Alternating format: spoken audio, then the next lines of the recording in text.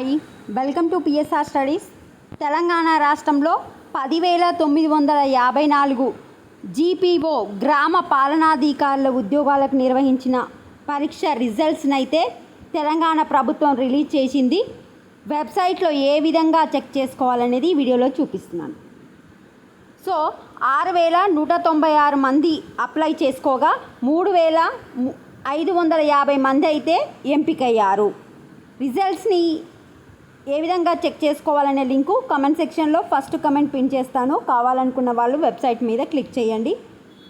ఇది వచ్చేసి official website link నేను కమెంట్ సెక్షన్లో ఇస్తాను. ఇట్లా కిందికి వచ్చిన తర్వాత మీకు ఇక్కడ కనిపిస్తూ ఉన్నాయి గ్రామ పాలనా ఆఫీసర్ ర్యాంక్ లిస్ట్, గ్రామ పాలనా ఆఫీసర్ రిజల్ట్ లిస్ట్.